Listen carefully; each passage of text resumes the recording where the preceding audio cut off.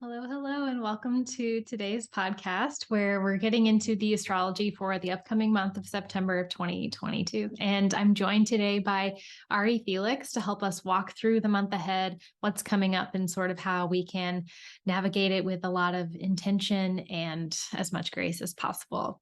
In September, we have a Mercury retrograde. We have a lot of movement happening in Virgo. And then, of course, we transition into Libra season with Venus in Libra by the end of the month. As I mentioned, Ari Felix is joining me today to talk about the forecast. Ari is a multidisciplinary philosopher and seer dedicated to being in sacred relationship with the planetary ancestors, including the Earth. Through their grief, literate, and trauma-informed practice, they've supported shapeshifters and world builders in creating self-love and spiritual freedom for over a decade. And we had a lot of fun doing this episode for you. So be sure to check out Ari's links below, learn more about their work, and also leave us a comment if you're watching on YouTube or share the episode with a friend. Couple of announcements. Each month, I make a cosmic calendar, which serves as a companion for each month's upcoming astrology and transits. The cosmic calendar is essentially an astro calendar for each month, and it lives inside of Notion. So it includes all of the transits that we talk about on the podcast and also some that we didn't within the calendar. And each of those entries includes a brief summary, includes journal prompts to go with it to help you dive further in, tags, little things so that you can really customize how much information you want, get some at a glance information, or dive into more deep information, and leave space for your own notes so that you can track and how are these transits showing up for you personally. And so the more you use it, of course, the more you build out this digital archive and this database that you can then search and organize. It becomes really functional space for all of your astro data. So you can actually use what you hear on the forecast each month in a way that's more tangible. And it can also just be a collection of all the different tidbits and knowledge that you pull from your apps or from different podcasts and other blogs or things that you listen to or take in. So you can learn more about the cosmic calendar at the link below in the show notes and subscribe to get yours. You can subscribe for the next 3 months, 6 months, or 12 months, and you can cancel at any time. So if you already have yours, you can use it as you're listening to today's episode to jot down any things that feel resonant or follow along as we talk about the transits today. Also, if you love Notion, we have a free monthly meetup called Notion Nerd Night that I co-host with my friend Amelia Ruby, who is also the producer of this podcast. And it's a free gathering where if you use Notion as a freelancer or a creative or an entrepreneur or any, mix of all of those things, we crowdsource and problem solve together. We talk about, it ends up being also a way that we talk about, how we use digital spaces to organize our creative lives, our functional lives, the back ends of our businesses where we screen share and hot seat. And it's a really fun and warm time. And it's one of my favorite things that happens each month. If you're new to astrology and you're also not sure when we're talking about different signs or how that could show up for you, you can get a houses cheat sheet in the link below to help you just quickly decipher what house is a particular sign for you with all these planets going through these signs, like what topics could that possibly be bringing up? So you can get your free houses cheat sheet in the link below that can help you navigate all of that. And you can get all of that information and more in the show notes below. So be sure to check those out. And with that, let's get into the September forecast. Alrighty, so we're going to get going talking about September 2022 astro and what we have coming up. Ari, would you like to kick us off by just letting us know and our listeners know how you would like us to know you today and sort of briefly introduce yourself before we just dive into all things astrology? Yeah, so I'm Ari Felix. I spend most of my time diving into all things astrology. Right now, always, but explicitly right now, I'm focused on the Venn diagram between astrology and world building. So looking at astrology as a way to provide frameworks for imagination and for reparative conduct and for world building. So yeah, I spend a lot of time writing about that overlap and also counseling people who are in that process themselves. So I feel like we're still, as we're recording this, we're sort of on the tails of August, but we still have a lot of sort of key August things happening right now. And for me personally, I think for a lot of folks, we've had a lot of intense astrology that has landed pretty on point. I think we have a lot of things moving through Leo, moving through a lot of intense, like hard aspects, and Mars changing signs. And for me, it's been a little bit of a spicy month with a little bit of frustration or a lot of frustration around particular things, particularly my Leo topics. How about you? How's August been so far? I have fixed angles. I'm a Leo rising. And I have a stellium in Scorpio and an angular Saturn in Aquarius. And so I feel like when things happen in Leo or Taurus, it kind of completes the Grand Cross in a way, especially with Uranus there. So I actually realized that I have this experience where it feels like a really integrative, generative time for me because it takes me out of like where those concentrations are, kind of Mm, like opens these other pathways of communication um to like Leo and Taurus where I don't have any natal placements besides my points. So yeah, not to be controversial, was actually been pretty great for me. great. Yeah. Yeah, I think that like the barometer of tension is so high for me already, like as a Scorpio stellium square Saturn, so it's like added tension sometimes is exactly what I need to break through, like Right. stagnation. So that's It's been like my experience so far. that makes sense. It's like forcing movement from all the natural fixedness. Yeah, Um, yeah. that makes sense, which yeah, can sometimes be fun, sometimes not fun. But yeah, for me, it's definitely been a little heated. But I think it'll Mm-hmm. be generative in the long run, even if it wasn't my favorite process. So I guess we're going to get started by talking about at least the first transit or aspect that we have highlighted for September is Mercury opposing Jupiter. And Jupiter is currently retrograde in the sign of Aries. Mercury is cruising not so fast in Libra right now, and they're going to oppose each other on September 2nd. How are you feeling about this Mercury opposite Jupiter moment dynamic? I love it. I think it's gonna be really cute. Like Mercury is already in shadow as we're speaking late August.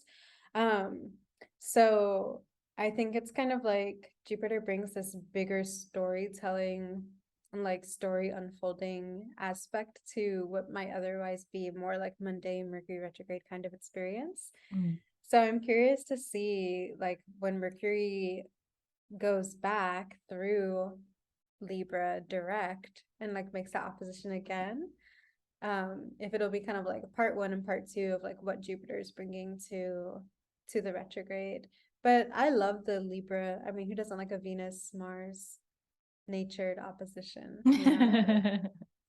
For sure. It feels very primal, I think. And I think that's a good thing to point out because Mercury is about to go retrograde. We're going to get this pass by Jupiter a few times, this Libra Aries dynamic. And something that for me, something thinking about Jupiter being retrograde is that some of these potential resolutions or liberations that Jupiter tries to bring about wherever they are may now potentially be delayed in some way or seeming Mm. to be like rerouted or like going a different direction. So there may be that sort of that primal tension between this Libra Mercury and this Aries Jupiter in a way that gets interesting, but maybe some, but obviously this is a very like beginning dynamic and we have some retrogrades, we have some more passes to go by before anything reaches anything like a kind of resolution or a way to move forward. And I was thinking too of Mercury being sort of like embedded in these like details of diplomacy potentially, but then Jupiter and Aries being more about like you were saying, like the bigger story or the big ideas or even potentially like big blowups that have a little more like passion behind them, and those being perhaps somehow these like archetypes of opposition, maybe seeing where like compromises and willpower and independence versus peacekeeping, how are those things sort of intertwined or not agreeing in some way. Mm-hmm. I also thinking of it in terms of blessing, Mm. not just to like reduce Jupiter to being, the most benefic, but it is Mercury in a benefic sign, opposite of benefic.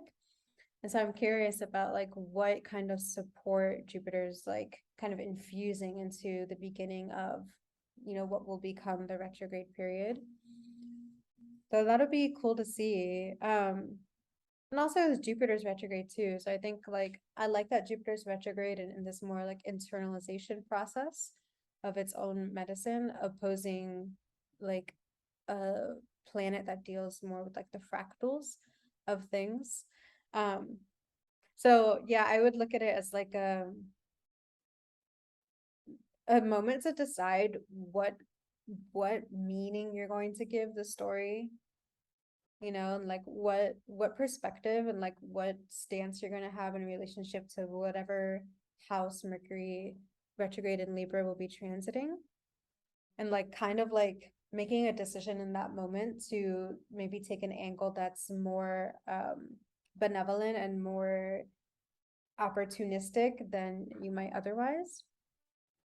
Yeah, I think that's nice. And I think too, because, Mercury and Jupiter are very much opposites in their sort of values or how they behave in a lot of ways.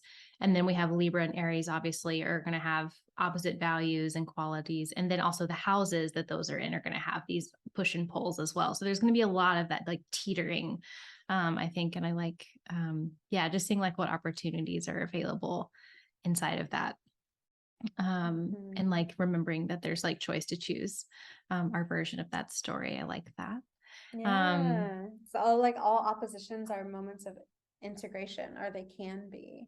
And I think especially with Mercury Jupiter, like they're the most compatible opposition, I feel, because they kind of enact each other's agenda in a way where Jupiter has the big vision and Mercury brings it into the fractals and vice versa. For sure. They definitely need each other. We'll say that from personal experience. I definitely know that. The next thing I wanted to briefly mention is that on September 4th, Mars, who is now cruising through Gemini, is going to conjoin the US Uranus, which is also in Gemini. So in the US chart, both Uranus and Mars are in Gemini. And so with Mars there right now, where they're going to be for the next 7 months, it's going to activate some of those potentially more volatile US placements. And because Mars is also going to go retrograde here eventually, it's going to go over these placements multiple times. So on September 4th is the first like hit of Mars, the first time Mars is going to cross over the US Uranus. So I think it'll be interesting to see what comes up around that time. I know, like we talked about in last month's forecast, Mars is going retrograde here. They're going to be here 7 months. And I think in January of 2023, which is when Mars will station direct, it will also be on this 8-degree mark. So I think that, again, we're having another, like, this is a beginning of a story that we're going to see again, like we're going to have to work some things out. And so paying attention to what happens here, both for us in particular, but also in general, I think if someone is an American or living in America at the time, just the news and paying attention to like the country that you're in and seeing, I think we'll see continued drama around whatever comes up around that time. So I didn't want to not mention it because I think in particular for the US, it might be a little activating. Yeah, I mean, I think the US is, everyone should just be on standby with the US for the next decade. Like whatever Mars highlights as far as conjoining the Sibley chart, right? The Sibley chart of the US is only like prophetic to the upcoming Uranus and Gemini transit that we'll ultimately have.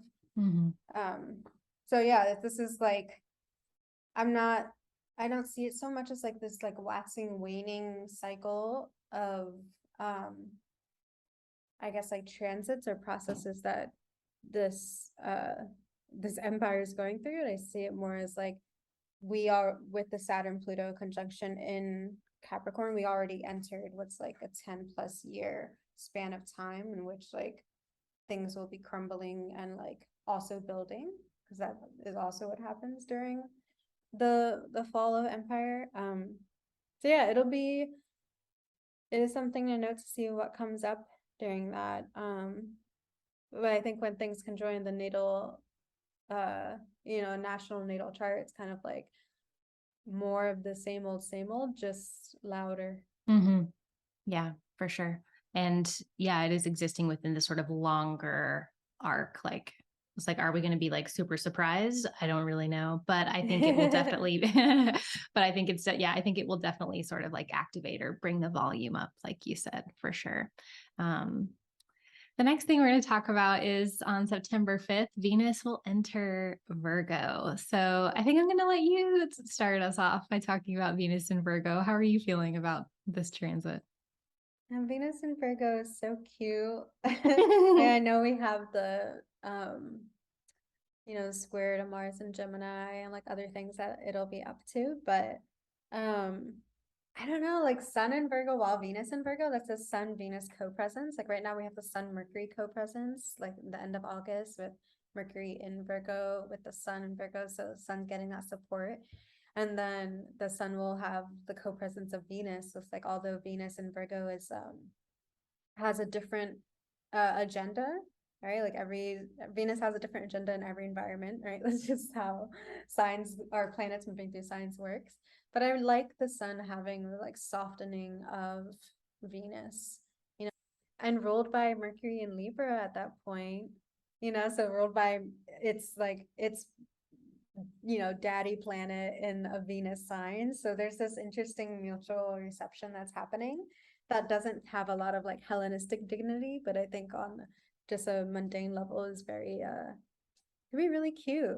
See, they're just like feeding into each other constantly. So anything Venus is trying to make prettier and make smoother and make more functional, Mercury's like, yeah, I'm also doing that too, over here in this, right, like the house right next to you, Virgo and Libra being right next to each other. Yeah, for sure. It feels like a lot of fixer-upper energy. Sometimes I think of Interior Venus design. for sure. Yeah, it's definitely like fixing it up. I think of sometimes Venus and Virgo of like, practicality sort of rising above pleasure in a lot of ways, where thinking about, because a lot of the things Venus cares about aren't necessarily like practical things. Like pleasure isn't necessarily practical, or art isn't necessarily practical, for instance, or like sitting down to do nothing but like enjoy a beautiful meal and connect in someone else's company. Like it's not improving the efficiency of things, which I think Virgo is really interested in doing. But that doesn't mean that those things that Venus wants to do, they aren't important. They are, and they are valuable, and they're full of meaning. So there might be a way that those things become projects, or we take that fixer upper energy towards those things. I think too that maybe how Venus and Virgo feels before Mercury goes retrograde and then after might feel pretty different. I can see Venus and Virgo kind of getting lost in the weeds a little bit. Like I sometimes see, like, I feel like it gets stuck in sort of a perfectionist thing where it's like it wants things to be beautiful and to be better, but there's this correlation sometimes that can happen that it needs to be perfect in order to be those things, which can sometimes steal the joy or the pleasure of an experience or make it harder to find that connection because there's so many like details or to-dos sort of like obscuring that, or we're so aware of like how much there is to take care of. So something I like to remind myself of, and will just be to kind of remind like how knowing when to stop, knowing when something's enough, knowing when to let it go, let it be imperfect, remembering that it doesn't have to be perfect to be worthy or beautiful. It doesn't have to all be done before you can have fun because it's never going to all be done. And so these little reminders that to know that we might have a tendency to get lost in the weeds and therefore maybe lose some of those things that are really important, but perhaps less practical, like the pleasure or the connection or the art making or whatever, and to maybe build in some guardrails for us around that.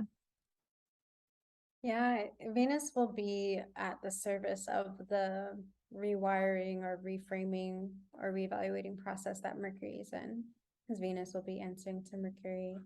I also think there's a beautiful invitation that Venus in Virgo has to, and this is just like a playful concept to think about, but like when let's speak specifically to Venus and Virgo, though I think it can apply to Virgo in general. Like when Venus and Virgo internalizes these messages about pleasure and about like bringing beauty into all the details and like making something like Venus and Virgo is rampant in fashion designer and like musician charts, that ability to really finesse on a scale that allows the larger scale of the thing to be like masterful, Wow. Yeah. you know.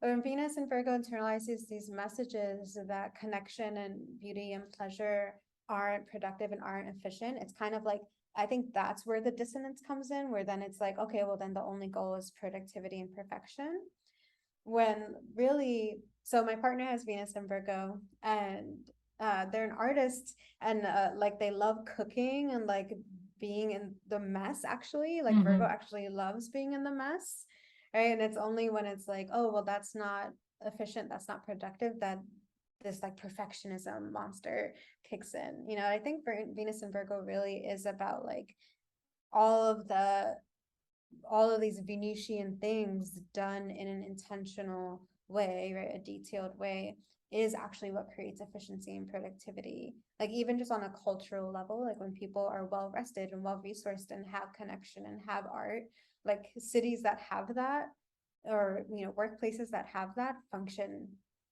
like so much more efficiently.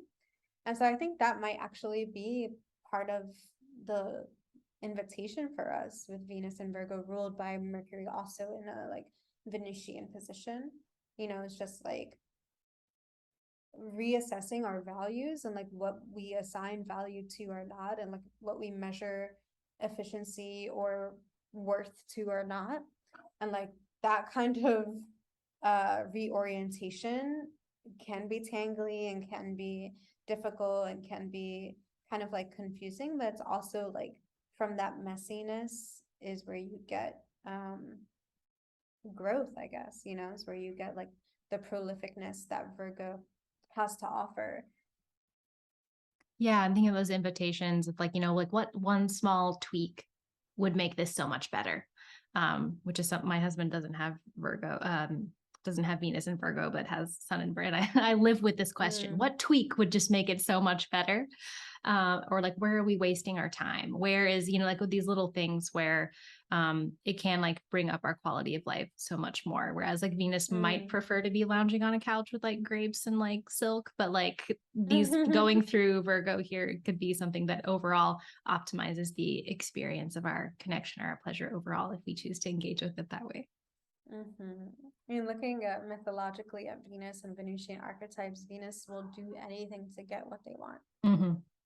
Right? For sure. Like, and so there's this kind of like really primal desire fueled orientation that Venus has that I think in Virgo is fascinating, because it's like, well, how do I make this real now? How do I make this possible now? And I love what you said about quality of life, because it's like after Leo, after this like accumulation of vitality and brightness and like hopefully like life-giving things, you're like, okay, how do we maintain this vitality? How do we maintain this resource? Yeah, like whereas Leo might be something that's a little more raw. Virgo's all about refining that. Yeah. There's a lot of refinement in Virgo, I think. And then on Friday, September 9th, Mercury will station retrograde in Libra. And this will eventually take Mercury all the way back across the border into Virgo. And then Mercury will be retrograde until October 2nd. So basically for most of September, Mercury will be doing this, like going back over this, slowing down, this do-over, this review, revision, all of the favorite words that are going on. How are you feeling about this Mercury retrograde?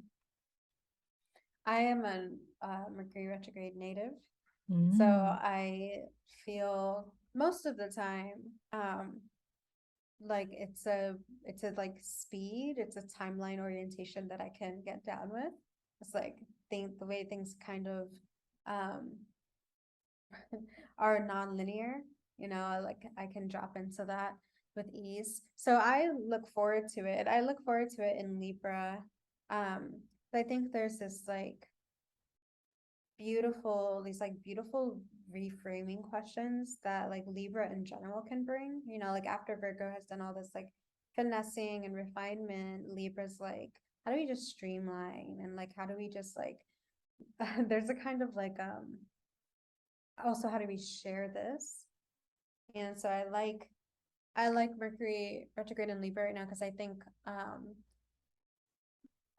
maybe I'm just thinking of this now, but maybe it'll be an opportunity to like, after all the like crunch and kind of like self check-in of Leo season, and even like the mutability and like speed up in the pace that Virgo season is bringing, it'll be this kind of like, well, remember that relationships are the point, just like in any conflict, any tension that comes up with, like in accordance with Mercury retrograde in Libra, I think might be an indication as to where that has been neglected or forgotten, like that, these points of connection.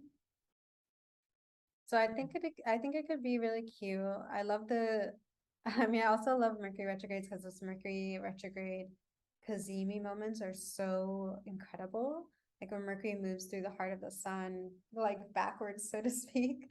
It's like I don't know, I've just always had this experience that it's like this huge insightful time, if you stop though, if you kind of like stop and take that, even that moment, that Kazemi moment or like hour or day, and just be like, I'm gonna like open myself up to the purified wisdom that Mercury has to offer from within the heart of the sun.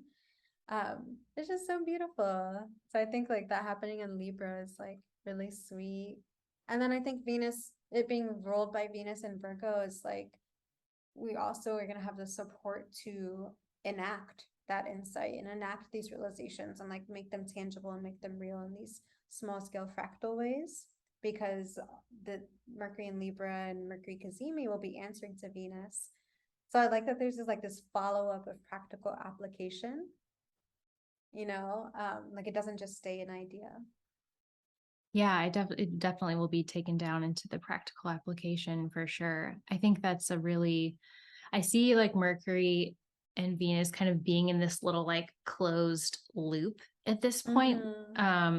Where, Venus is in Virgo, ruled by Mercury. Mercury is in Libra, ruled by Venus. And they're kind of just like, and like now Mercury's moving backwards. I think, Mercury ruling Venus right now, who is technically Hellenistically in fall, and Virgo, like I think Mercury kind of slowing down and going backwards at this point, or like changing direction, or having this like heavy focus on revision, is going to really ask us to really get into the weeds potentially. And depending on how well we are with that naturally, or how well equipped we are to do that, it could feel like exciting or it could feel like getting bogged down, one of the two. And so I think sometimes too, when like frustrations come up around Mercury retrograde in particular, like, we live in a culture that's always about going forward. And so like when we have times where like the pace has to change, or there is a moment where we have to like do the double back or do it over again, like there's an extra layer of frustration. So for me, it's always a nice reminder to leave buffer space. Don't assume that everything needs to move forward all the time, that progress is always a forward thing. And to remember that like it's happening with everyone else as well, not just me. So yeah, I think depending on how well equipped or how excited we are about getting into the practicalities of things, because I think it's easier for some people than others. The sort of fixer-upper relational energy could feel exciting and revising. And I think the end result will definitely potentially be something really exquisite and like worth the effort. Like, and also the experience, at least for me, I feel a little like about it, because the weeds can be a little overwhelming for me. That I think it could potentially, again, like it could feed the sort of like perfectionist, it's never good enough, or like getting nitpicky about things potentially. And just remembering that like what are the values? What's the driving thing around this? What's the desired result? And not just only getting stuck in the process about it. So the process is valuable, but to remember also like why we're going into it in the first place, and not just always improving things for the sake of it. I mean, weeds are just plants that we treat as pests. And so maybe like the things that come up that feel like being in the weeds or feel like frustrating or challenging are actually the point, versus like a distraction from the real point, or like interruption to the real process. It's like what's coming up when you're trying to do the work is the work. For sure. Yeah, for sure. And it's like, yep, maybe the forward motion on the progress of the thing that you were planning and opposed to this isn't the point right now. Maybe it is actually about like working through this, hashing it out. For sure. I think next up we have the full moon in Pisces, and that's happening on September 10th, and it's happening at 17 Pisces and sextile Uranus in the North Node. And I think at this point too, the moon is like has like moved past the square to Mars and Gemini, and it's on its way to conjoining Neptune. So to me, it feels very like it's like kind of leaving what could feel a little bit bumpy and then moving into something that feels a little more escapist or potentially like rising above it all. How are you feeling about the full moon in Pisces? I it's conjunct my natal moon, so I'm definitely anticipating feeling very oceanic. But outside of my personal sphere, I noticed that the full moon in Pisces is like, I mean, it's kind of like what I was just saying about like feeling like the what's coming up is an interruption or distraction because of our like perception of it, which kind of doing a callback or whatever to that Mercury opposite Jupiter moment where we can make a decision about how we're going to look at things moving forward. Is important here because this full moon is ruled by Jupiter, and it's opposing All the the Virgo Mercury ruled stuff. Virgo. Yeah. And so I notice that people sometimes have this response to full moon and Pisces happening like in the middle of quote unquote Virgo process, and it's like, oh, these emotions are coming up, or, all this like suffering or this change or this opportunity for release or surrender, like things are this huge like lunar reminder that things are not in your control. And so, yeah, I guess I would just rather than being surprised by that, like as people who know that it's coming, and just like orient around that's going to possibly come up. And it can be a beautiful surprise, it can be an unpleasant surprise, it can be just feeling very sensitive and tender. But whatever comes up with the full moon in Pisces is exactly what the Virgo action is supposed to be responding to. Right? Oppositions aren't actually separate, like that's just an illusion of separation. Like they are a feedback loop. And so what comes up with the full moon is actually whatever is at the root of what's happening in the Virgo sphere with the more like tangible earth-based, like mundane or fractal, or even relational bit. Pisces is like it sure, it has that like communal or collective kind of feel to it because it's ruled by Jupiter traditionally anyway, and so it has this kind of like broad view, but it's also extremely it's a nocturnal sign, Pisces, and also this is the moon in a nocturnal sign, so it's this internal process. um so I feel like it'll bring up, it sets tall Uranus too, so I feel like it'll bring up maybe something unexpected, and it could be great, it could be neutral, it could be challenging, but whatever it is, I think what's going on with Virgo and Libra at that point is like they're there to take care of that, they're there to respond to that and like strategize around it. It's not necessarily a kind of a wrench thrown in the gears, and if it is, then it's like maybe those gears shouldn't be moving in that direction anyway. Right. Like how can a disruption be a part of the bigger story and not just an interruption to the conveyor belt or the flow? You said the illusion of separation, which is a very Pisces thing to say. And yeah, Pisces being just inherently something connective to me, with it's just what it is, this sort of like the mystical one, where it's like it's all fits into the one. And Pisces is very much that. And I feel it being pulling us out of the process a little bit, even if just for a moment. It's really like pulling us into that Jupiterian big picture, pulling us into that like grander story of meaning, or even like a dose of like surprising spiritual insight, even, or understanding, or revelation of some kind. And it definitely feels like it's an invitation to potentially like take a break from a process, especially if there's been one that's been like high intensity or demanding a lot of those like mercurial focus. On the small, on the organization, on the refinement, it definitely feels like a pull away from that, even if just temporarily, like an invitation to take a break or do a deep dive or escape, whatever. That could look like a lot of things, some of them healthy, some of them less healthy. And finding ways to think of like, I think too, as the moon is going to like move into this conjunction with Neptune closely after the full moon, just again, that desire to like rest or retreat or like get away from it all, whatever it all feels like in that moment. So it is happening on a weekend too. So perhaps even just like an invitation to like, again, slow down, unplug for a minute, disconnect and just take a moment into like, what does that big picture feel like? What relief does it provide? What truths does it reveal to me or about where I am and what I'm working on? And how can that then infuse all of this practicality or these processes that I have to go back into, that I have to finish and complete, but how can that water sort of add some juice to it potentially when we go back in? Love that. Grease the wheels, as you said. On Friday, September 16th, we have Venus square Mars. So they've been in a sign-based square ever since Venus entered Virgo, but on the 16th of September, it will perfect, or basically it will go exact where Venus in Virgo squares off Mars in Gemini. So I think too, in like some backdrop for this moment, that Saturn and Uranus, their square is also, again, really close at this point. I think they're within 1 degree of one another at this point. So I think that it feels like tension on like a lot of different layers, maybe Saturn and Uranus holding down something that feels more backdrop and more collective, and potentially the Venus Mars, something that reflects a little bit more personally. But we have sort of the mutable signs engaged in this interaction, and then the fixed signs engaged in the Saturn Uranus conversation. It feels like there's potentially some entangled or embroiled layers of tension that's going to be drawing out some action or some new ways of doing things, some decisions that will need to be made, etc. How are you feeling about it?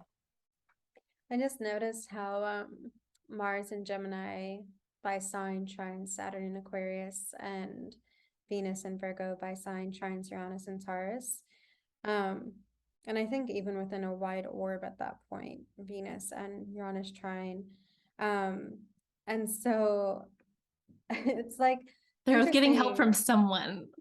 Yeah, like these two squares are in conversation with each other in a supportive way. Venus square Mars, I can't believe Mars gets to 14 degrees already by that point. But it makes me think about well, Mars and Gemini can be very like analytical in the way that Gemini is a curious thinker. I feel like Venus and Virgo is more like prone to being serious or taking things seriously than Mars and Gemini necessarily. So I'm seeing that square as some tension between like Mars being like, let's just kind of like go and let's like do our own thing and like just be in this more like playful curiosity, and Venus trying to be pragmatic. Those are like squares are quite a bit of distance away from each other in terms of not just like astronomically, but house wise, so like these two very different areas, but they're always in conversation with each other by this creative tension aspect. It feels very creative and very like in a very like intelligent and brilliant way. Uh, and I think if you're willing to be curious, but I think if there's any kind of grasping, it's just going to make it more tense, because these are both like, albeit that Virgo's an earth sign, it's still mutable. Mm-hmm. It doesn't move to be solid or to be firm or to be stable. Yeah. Yeah, they both want to move. They both need to move. They're also both ruled by Mercury at this point, also a very high moving, movement oriented planet. And the way I'm thinking about Venus and Virgo in fall and ruled by a retrograde planet at this point, I feel like the Venus and Virgo, like the softening could just be potentially like something is able to be digested. Like Venus will be like, we can actually digest it. Like it may not be like fun going down, but I feel like that there will be like a lot of churning and maybe even like sort of, I mean, the way the digestion process works, like we got to like chew it apart, sort the laundry, scrub the things, sort it, put it over here. Like it will be able to be broken down into these smaller pieces that we can then make productive from whatever like tensions arise. I think, like you said too, like I think curiosity will be an inherent element, that kind of mercurial, even like intellectual or analytical quality is going to be coming through both of them. It feels like not nerd wars, but like definitely a more kind of like intellectual, you know what I mean? Like everyone's got glasses on and I have glasses, but like, you know what I mean? So it's like, there's a very like intellectual or curious quality to how they're interacting. Like, is it going to be like fights over budgets or like arguments about, you know, intellectual decisions, or like slicing and dicing conversations, or like a lot of changeability? So how are we coping with that, or not coping with the changeability, or changing plans, or potentially like small things getting blown out of proportion, or big things getting brought into really small proportion? I think some of those, or even just something as simple as like miscommunications or things getting misconstrued in ways that are now forcing us to have some kind of altercation that we're then going to have to like it could have been nothing, but now we've got to like break it apart, chew it down, find some way to get along. And like, you know, it could have been just nothing, but like, it's going to be something. So yeah, I think that's probably a good call. I like that delineation. Yeah, it could be nothing. And I think they're both relational signs in their own way. So it makes sense that it could bring in these like other players. But for those of us for whom it's happening in maybe more internal houses, or, you know, maybe it's not bringing in other players, it feels like an opportunity for creative breakthrough, you know, with Venus and Mars, and like they're both bringing passion and desire in their own way, but in this mutable thing. So maybe if there's a place where you've been stuck creatively, you know, this is kind of like, because what happens after a square is that it opens, right? So what happens after like stuckness is it breaks open, there's a breakthrough. Yeah, so it'll be fun to see how that actualizes or not. Yeah, it feels like, I think, you know, when you mentioned how they're both kind of trining one of the partners of the Saturn Uranus square, it feels like too, it might even be something along the lines of how we're assimilating what's going on around us, and how we are able to digest that, or how some decisions or something's going down, like change our relationships to a certain idea or a topic or a conversation, something like that. Could be something that comes up too. A lot of things could come up, but those are just some of the things. And then on the 18th, we don't really have to talk about this in depth, but we talked about how, you know, we started off this episode talking about how Mercury was opposing Jupiter, and then now it's on the 18th, it will be happening again. So Mercury is now retrograde in Libra, and then that's going to be that second pass of Mercury in Libra, passing by Jupiter, who is retrograde in Aries. And so now this time they're both retrograde, they're both in opposite signs. So I think that'll be a really interesting kind of perspective check, and seeing on how that story is developing. Do you have anything that you want to say about that? I just wanted to throw it in as a date, but you're welcome to bring it up if you'd like. I think it's kind of like you said, like a check on that story that we're creating. I also noticed it happens a few days after the Venus-Mars square, you know, and so it's kind of like maybe there's not a resolution on that day, September 16th, maybe like that Mercury opposing Jupiter like helps expand the possibilities of like what could be resolved if needed. Well, I'm curious how like the Mercury Jupiter opposition, like bringing in new questions or new possibilities, or a reframe or an opportunity to check in, kind of be like, all right, how are we going to resolve this paradox? You know, that like this tension that Venus and Mars are in, where like Venus is like speeding by, but also Mars is zodiacally overcoming. Yeah, I'm a big fan of like Mercury retrograde being like having a superpower of being able to reframe. And I think getting that, kind of like getting a Jupiter infusion, you know, with the opposition. So yeah, I'd say like whatever tension comes up in, you know, that week of September 16th, just like give it 2 days, you know, for Mercury to get that Jupiter infusion again, and see what that opens up.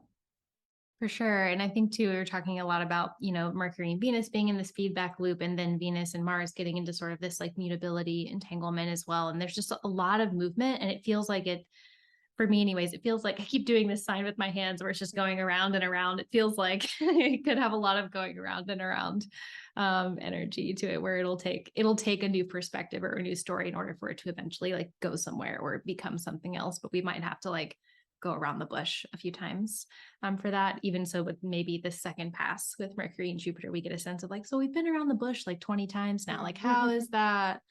Is something changing? Do I need to get above it or below it or stand on a different side to see how that's going? And then we have the sun enter Libra on September 22nd. And, you know, the sun is technically in fall in Libra. And so I think it might be a step down in dignity for the sun. And again, the sun is still moving between these signs that we talked about at the beginning of the episode, in between, you know, the Venusian and the Mercurial, and those kind of being in their own little, their little loop at the moment. The sun is just sort of changing the side of that they're on, or the mode that they're on with that. How do you feel about the sun entering Libra this time around? First, you know, it kind of conjuncts Equinox season. And so, you know, it's this like beginning of a totally new quarter of the year and totally new season. And so I think there's that energetic shift that's happening around that time too, that kind of like brings in a breath of fresh air, you know, and a release in a way. And like astrologically, I see that happening with like the sun enters Libra, and so it's having a different kind of challenge as far as like exuding solar energy. But immediately the next day, Mercury retrogrades into Virgo. Mercury picks up dignity. So there's, like you said, this trade-off that's constantly happening. I think the sun entering Libra, I don't know, like, again, it's like everything that Mercury just went through in Libra by this point, the sun's going to go through. Like getting this infusion from Jupiter, you know, and then being co-present with Venus eventually at the end of the month when Venus enters Libra. And so there's like this support that's happening. Even Mercury being entering, like re-entering the sign of its exaltation while the ruler of the sun is still in Virgo, right? So Venus is still in Virgo when the sun enters Libra. So sun in Libra is answering to Venus in Virgo, and then Venus in Virgo immediately gets to answer back to Mercury in Virgo. So I think there's like all these ways where it's like, oh, change, right? It's a mutable season. It's like change, and then we get into cardinal season, and still the mutable signs are kind of like moving fast enough and like switching up enough to there to be these like subtle threads of support showing up. Yeah, I think too that, you know, the sun bringing, because the sun is in fall in Libra, and I think I spend a lot of time thinking about that because I'm a sun in Libra. You know, it's like it's in fall because it's willing to compromise a lot, even at the sacrifice of its own will or desire. So it can lose, because it's like a catch-22, because the sun in Libra wants to be connected and harmoniously connected, and will like compromise a lot in order to get that harmonious connection, even if it's like on the surface and just not rocking the boat. But it can also have a hard time sort of retaining itself when in those connections, because it is so oriented to peacekeeping and compromise and diplomacy, etc. So, but that being said, I think, and the sun, when the sun is in a position where it is less supported or less solar, I think some of the ways that can show up practically is that, like the sun, we can have difficulty like finding the sunny side of a situation, or potentially like expressing ourselves in ways that feel authentic or unapologetically us, like maybe more concerned about social implications or how everyone else is going to respond to what we say, or respond to who we are. And so the sun being a lot of like adapting in Libra, and moving around. And so it's shining more in connection for the sake of connection than for its own sake or its own fire, I think. So it sort of needs others to help it shine, and in order for its shine to make sense. So I think it could support some of our, if we are finding ourselves in a place at this point of the month where we are needing some more peacekeeping activities, more compromises, or like de-escalation, I think the sun in Libra could help us with that. And to remember that, that we don't necessarily have to like over sacrifice in order for that to happen. And I think when we do get that infusion from Jupiter, when the sun moves past that Jupiter opposition, that, we might get a little surge or a boost of remembering the self or remembering the I, that how do we keep ourselves while also learning to be in right relationship with others amidst whatever processes we find ourselves. And I think that's a core tension for all of us, but I think it will be probably highlighted, if not earlier in the month, definitely about by this time. Yeah, I like the idea of the sun in Libra, like after Mercury doing its thing in Libra, the sun being like, okay, well, how are you going to embody that now? How are you going to be the person who integrated whatever lessons or, adjustments that Mercury and Libra brought? Like, how does it stop being just the intellectual process or just a process? And how does it become integrated in this solar way? Yeah, in the heart way. In the heart. The day after that, Friday, September 23rd, or at least it'll be September 23rd in my time zone, on the East Coast of the US, Mercury will do that conjoin. So Mercury is going backwards in Libra as the sun is moving forward. So they'll pass by each other and conjoin in Libra. And then few hours later, Mercury will then be back in the sign of Virgo. And it's kind of come up organically as we've talked about other things thus far. But is there anything else that you want to say about that transition of Mercury going through its cazimi and then moving back into Virgo? I'm just now noticing how Mercury has this cazimi, has this like moment of enlightenment and invigoration the day before Venus opposes Neptune. Mm-hmm. So Venus is still in Virgo, still answering to Mercury, and Mercury having just had this like revelation or this insight or this cleansing process and this kind of like clear-sighted vision that happens during a cazimi. It just seems like I'm just like struck by the elegance of the flow of everything this month. It's very Virgo Libra, but it's like, oh, right before we could have this potential moment of like disillusionment or illusion with Venus opposite Neptune, or even just like, overstretched around longing and desire, or like the lack of fulfillment thereof. Right before we could get lost in that, we have this cazimi moment, that's kind of going to feed right into Venus and Virgo and inform how we navigate and interpret that. So it feels like it allows Venus opposite Neptune the next day to become more about imagination, more about interconnectedness, and more about kind of dissolving all the like egoic attachment to outcomes, results, processes, et cetera, and allows it to be potentially a more like beautiful integrative moment than if we had not had the like clear sight of the cazimi the day before. Yeah, it makes me think too of how, like, when we're in those moments where like suddenly everything feels really clear, or like we're in a space where we're like, I get it. And then like when we come out of that space, suddenly it feels like, did I get it? Or like, like, was it that clear? We start to kind of talk ourselves out of it a little bit, or I say we, but I'm actually talking about myself. And so, but I think I'm not the only one. And so it feels like it might have some of that dynamic where it's that moment where we're like, oh, I understand what's going on or how I fit into this situation. And then the following day on the 24th, Venus opposing Neptune being like, did I get it though? Like, is it that clear? Or is it that simple? And maybe Venus and Virgo also like, could I make it more complicated or like add more steps? I don't know. So, yeah, I think it'll be the relationship between those two moments one feels very like poignant and the other one feels a little more dispersed. So I think that'll be a really interesting, again, I just keep doing this gesture this month. It'll be an interesting topsy-turvy for that time. And then the day after that, on September 25th, we have the new moon in Libra. Do you want to take us into the new moon? Oh my gosh. I mean, again, I just can't believe that we're talking about September. Yeah. Already. Opposite Jupiter. I mean, wow. And I think that's like, what an incredible primordial space to really create beauty and envision clear containers around whatever Jupiter's been bringing before it moves into Pisces, which isn't for a little while, but this is like the only lunation that's opposing it. And so there's something about the opposition again that's like, to me, this opportunity for integration, and that feels like an infusion, especially because Jupiter's so big, Jupiter's really good at you know, injecting things, if you know what I mean.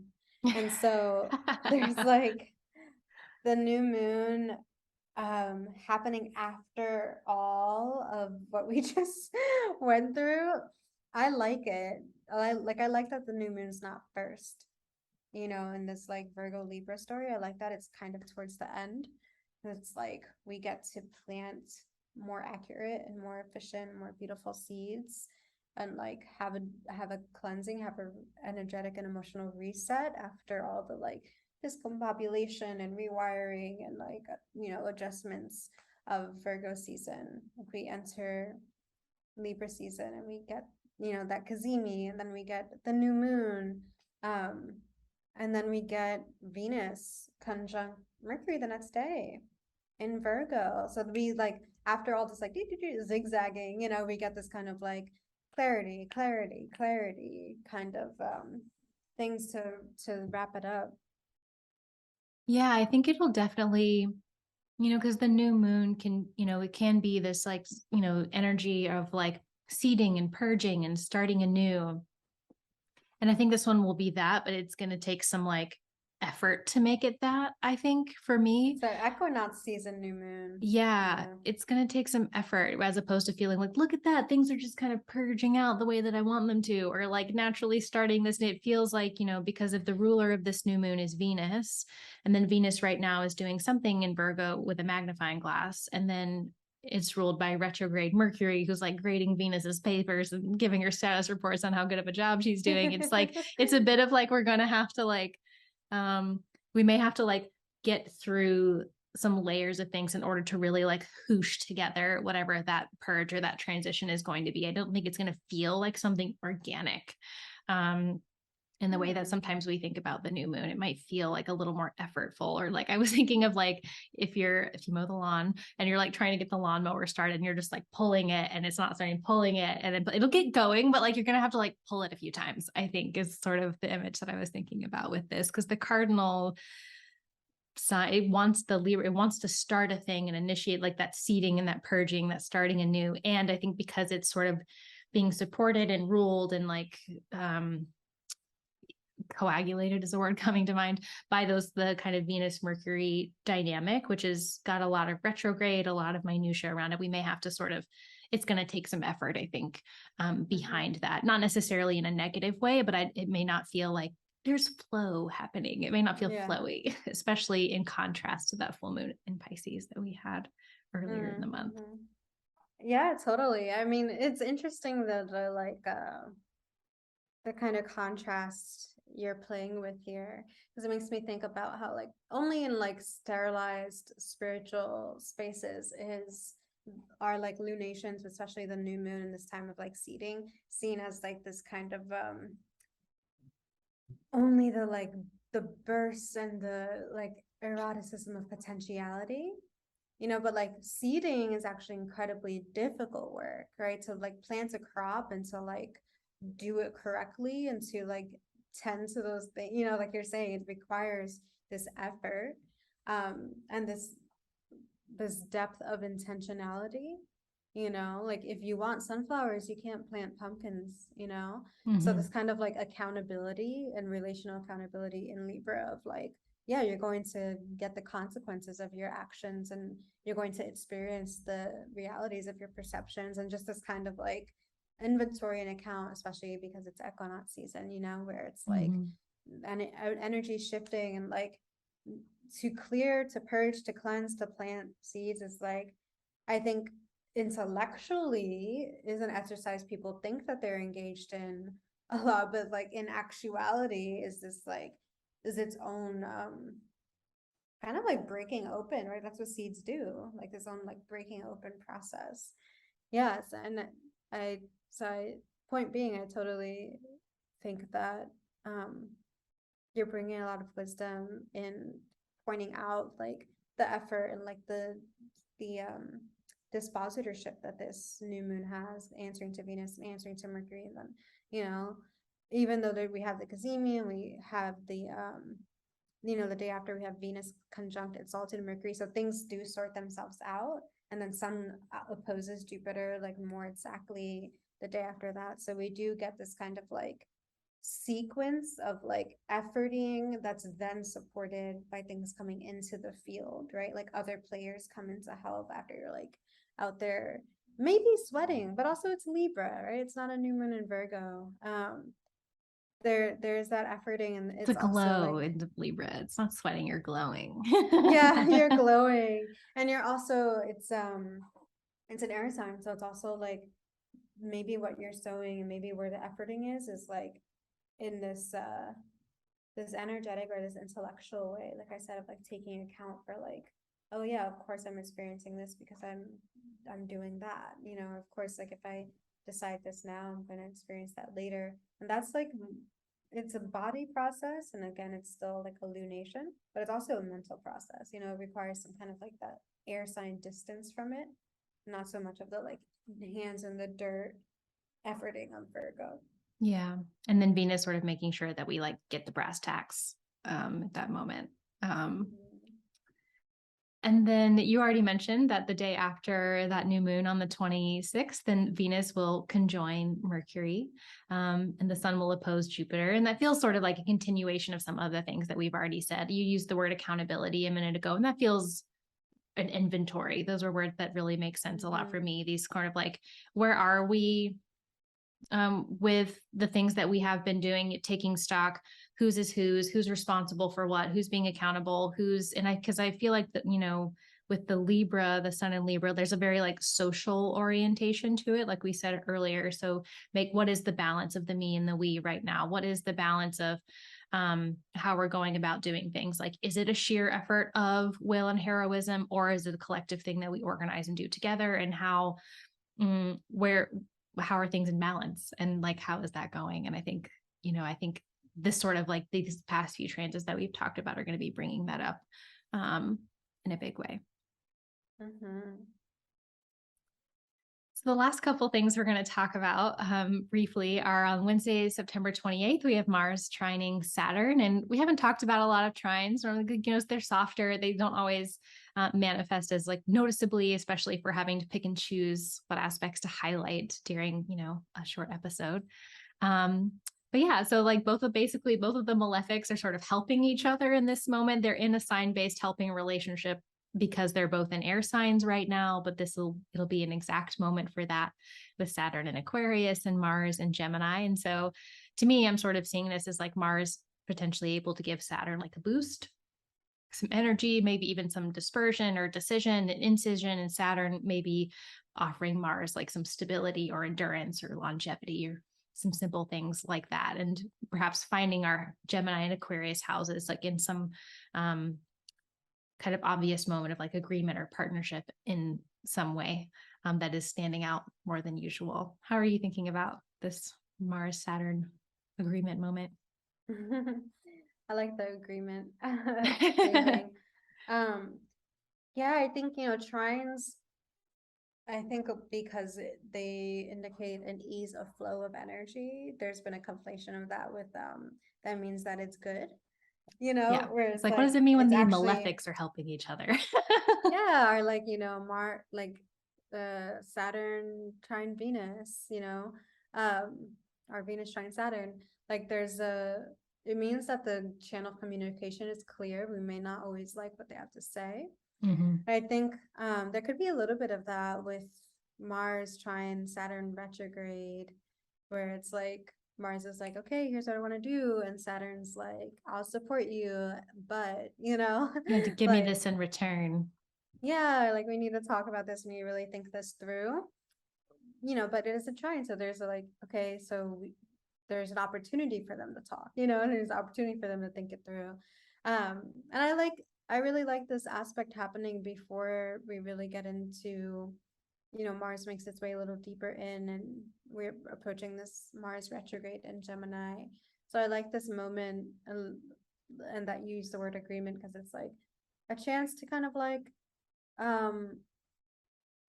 make a vision, right? Or like even if it's just a piece of it, or like a Saturn's retrograde, even if it's just a piece of a vision or an intention or kind of like boundary or a baseline of what needs to happen or what needs need to be met or what adjustment needs to be made for whatever Mars is going to continue doing in that area of your life. Yeah, I think it's a good time to think about that, like what Saturnian thing needs to happen that can be set in place so that this Martian transit has the conduits of all that energy are like flow with more ease. So I'm thinking of it also like, Mars, Saturn is very like rock climbing kind of energy. And so thinking about, Mars is climbing Saturn, so to speak. And so this is the first like foothold, because they're going to be in relationship the entire time by sign. Yeah. It makes me think too, like, and like if we zoom out and think more on like a global scale or like even like a national scale, thinking about like how much I like this will depend on what Mars finds himself up to. Because it could be like, Mars, getting up to something and then getting institutional support or like backing by the man in some way, like getting kind of this like broad institutional support for whatever they're going to be about in Gemini. So thinking that would be business as usual. It would be business as usual and maybe business as usual amplified or something like more bad business as usual. Exactly, like something like more overt. It's like sometimes there's a lot of like attempts to make it look like, oh no, of course we're not actually doing that, but maybe like this kind of like it's so obvious happening, and then we're like, well, of course we're doing this, and you shouldn't even, if the man is like, there's no way to question it because Saturn is giving their approval in some way. So yeah, that's interesting. Can I offer something a little playful to that too? Of course. Like, I mean, I think that's just like, what do they say? You hit the nail on the head or whatever it is that, like that's a very realistic assessment on a national level. I can't speak for other nations, but also it makes me think about the Saturn in Aquarius generation, especially those who have Saturn in Aquarius and, at 19 or like in that second decan and in the third decan, which is where Mars will be headed next after that trine. There's a real world building like element to that generation, or like even just to, this planetary ancestor in that place. And like, as it moves with, the fifth star, Deneb Al-Gedi, which is the world building star. So it also makes me think of this opportunity, like every time empire reinforces itself is also an opportunity for the resistance to empire to reinforce itself. And both of those things need to happen simultaneously. Like otherwise we're not taking our cues and we're not playing the game correctly. And so what I'm hoping also happens in conjunction with the acceleration and exacerbation that we're going to experience on a national level with Mars and Gemini is that it activates, not just Saturn Aquarius generation, everyone, but just to like speak to this specific like cohort of like world building and like empire resistant, generation, that there's like an awakening, even if we're bringing in the like Sibley chart Uranus and Gemini too, and like how that is an aspect with this entire generation of quote unquote Americans who have Saturn in Aquarius around this degree or after. So that came to mind. And I think if we're going to be paying attention to what empire is doing, then we also need to be paying attention to what we're doing. It's not enough to just notice and be aware. There also needs to be a redirection or like further implementation of that attention into movement. And so I'm curious how movement and movement organizations are going to respond and going to, reinforce their own infrastructure and kind of like activate around not just in reaction to, but in actual responsibility, like the ability to respond to whatever like reinforcements are happening on a like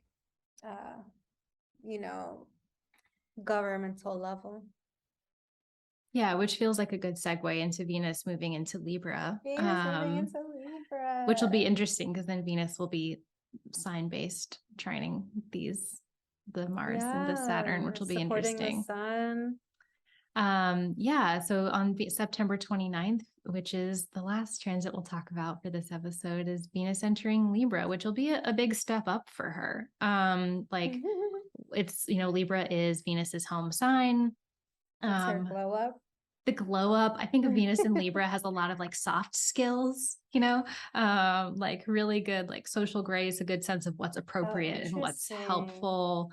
Really good at like measuring the temperature of the room in order to, again, know when's the right time to say something, when's not the right time to say something, again, because Venus is interested in getting what they want and what's the right way to dress for this thing. How do we, it's organized, but not in the way that Venus in Virgo is organized. Venus in Libra is more organized in like a social way, but not like for the hell of it, but like in service to some like greater goal of coming together or accomplishing peace or justice in some way, or beauty for that matter. So yeah, Venus in Libra, how do you feel about it?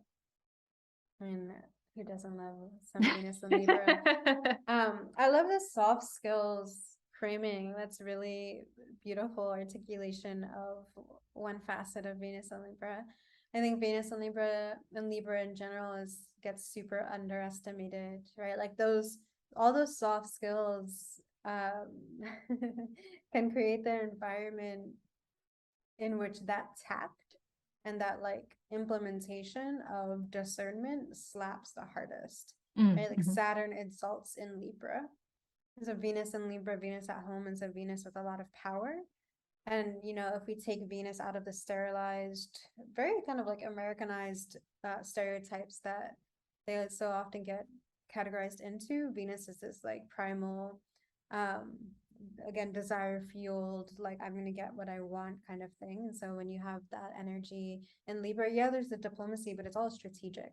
Oh, yeah. So like not conflating the diplomacy with compromise, and like real like Venus and Libra, real Libran strategy is about collaboration. Like Venus doesn't actually give ground on what they want, because they can get their needs met somewhere else. So I love this kind of like badass Venusian energy coming in at the end of the month to support the sun moving forward, but also to be like, okay, we did Mercury in Libra, we did Venus in Virgo, we did the mutual reception, we did the retrograde, we did the like topsy-turvy zigzag, da da da da da. Now it's time to streamline. Like Venus and Libra is like, ooh, that slice, like the way that Venus and Libra can slice, I don't mean like in a hurt you way, but in a like just really cut through and streamline things and really like create clear distinctions and clear containers is incredibly powerful. And so I love that follow-up to like all the kind of like messiness of Virgo season. It's like I think Virgo gets all this like credit for cleaning up the mess, but Virgo still needs a mess around to get the gratification of cleaning it up. Libra actually doesn't like mess. Like Libra's one is like, no, I'm gonna maintain a no mess because I don't actually get gratification from having to clean it up all the time, whether it's my mess or yours. So there's like this clear sense of boundaries that Venus actually has in Libra, when there isn't that internalization of like, oh, you're so good at being relational, you need to kiss my ass. Like that's just like Venus and Virgo gets internalization of like, oh, what I'm doing isn't actually important because it's not about productivity results, so now I have to be a perfectionist. Venus and Libra gets to like, oh, I'm so good at relationality and this like clear instinctual boundaries that's what's been I've been encouraged to shut down in myself because that's a place of power. Yeah, Venus and Libra is a little bit like, get it together, people. Like, let's get coming home to the self in order to truly be with the other. Totally. Yeah, and I feel like the last thing I want to say about it for right is that, again, highlighting that the Venus in Libra will be able to give the sun a bit of a boost. and offer more support and more resources there, even if it is in a more like invisible way, with this, Venus getting very close to the sun at this point, and not really visible in the heavens, but still able to offer more support and just like have a little more things that feel like they are having that. Like, I think some things start to unravel out of that little washing machine that maybe we might have been in the middle of the month, like especially Venus starting to enter Libra, like we get some more flow happening in a particular direction. Even though Venus is still retrograde, it's sort of happening in its own business now, as opposed to drawing everyone else's business into the washing machine. Yeah, we get exalted Mercury with domicile Venus. Yeah, so that feels nice. And things got untangled maybe by this point. Yeah. We get to take the laundry out as opposed to always so instead of having to wash it again because you forgot it, and so now it smells. Yeah. Yeah, like we actually get to take it out and wear it and like look cute at a thing. Well, cool. I think that kind of wraps up September for us. And thank you so much for coming on and guiding us through the month. Would you like to drop your links, your URLs where people can find out more about you and your work? And of course, if you have anything coming up that you would like people to know about. Yeah, thanks so much for having me, Mary Grace. I love a good invitation. My website is saltwaterstars.com. And the only thing that I have going on right now is a Virgo season specific offering. So it's 3 weeks of like multidisciplinary world building mentorship with me. So we meet once a week for 3 weeks, just one-on-one, and kind of like clarify your world building vision and use all this energy that we've been talking about to like really get some deeper alignment in whatever it is that you're creating in your life. Awesome. Well, thank you so much for coming on. Thank you for bringing the flashlight as we walk through the month. And I look forward to seeing you soon in the future. Thank you. Yes.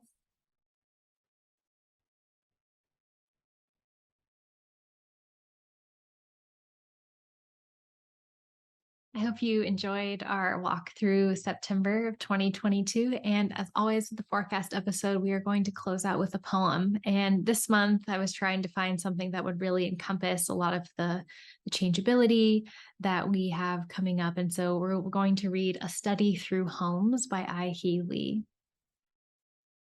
We Live in Imaginary Countries by Etel Adnan.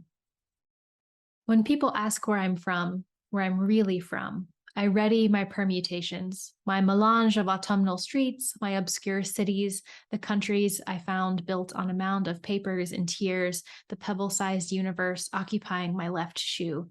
I want to tell them everything. I want to see how far we can go. A Venezuelan couple moves into our neighborhood. They share their story with me, why they migrated to Peru, the inflation, their hunger and fear, their love. They are relieved they can send money back to their families. They say they miss the soup their grandmother used to make, the sleepiness after eating it, the magic. When I ask what's home for them, they say home is a fist that dreams. Instead of calling home by the name of a country, I imagine calling it by people's names or pronouns. Hello, I'm from Sanghi. I'm going back to Alejandra. Have you ever visited Daniel? I'm proud of you. I miss me. I realize I've been acquainted with my husband for less time than I have my parents, who received and kept my first laughter like a pressed flower in the folds of their memory. Less time than my sister, who would only fall asleep when my hair was twined around her thumb, an amulet against nightmares. I didn't expect I would end up staying in the United States after finishing my studies. I find it strange I fell in love with a stranger, though maybe it was because he was a stranger and it's easier to love strangers. One day, the years I've known him will claim half my life, then maybe most of it, but never all. This, the life of an immigrant, too. I ask my parents whether they miss Korea. My father crosses his arms, says home is now. My mother, next to him, adds, home is also then. A BBC documentary explains how at some point a hermit crab must look for a new home, a new shell to protect its curved abdomen, pliant as a grape, easy cooking target for the sun. It'll meet others by the shore, where they'll line up patiently from largest to smallest to swap shells that match their present size. A systematic method for survival that benefits everyone, except for the one left out. It sears into my mind. Not the idea of one being left out, but the image of the crab, its toy orange legs flailing, hurrying after a shell with a hole on its roof that will just have to do for an uncertain while. I ask a friend whose life oscillated between Trujillo and Lima, who wears home for her these days. She says home is any place that calls her name. At the airport, the day I would stop sharing a roof with my family, my mother tucks the word saranghae deep into the pocket of my ear. She repeats saranghae, saranghae, saranghae until the word I'd heard every day sounds like a foreign language, until the word sheds the husk of its meaning and is replaced with music. At one point, I thought my home was a pair of hand-me-down pants I'd eventually grow into, but home was the blur of my body in which the same bloodstream didn't flow twice, in which a deep breath made my lungs embrace my heart tighter before letting go. In my mailbox, a welcome letter and a 3x2-inch card. It declares I've been granted temporary permission, acceptance to be where I already am. I could drill a hole in it with my stare.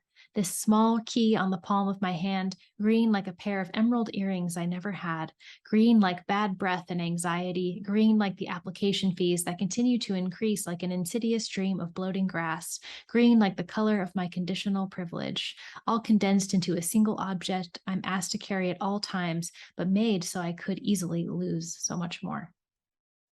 I'm tired, so I read about how policies attempting to restrict immigration constantly fail, unable to forbid the body, the cities and deserts it carries inside, the winds wrinkling its lakes, the finches darting not only above but under its airport ceilings. I'm tired, so I lie down. The earth spins for me and the dead continue their orbiting. It gives me strength to remember there is no such thing as an immovable object.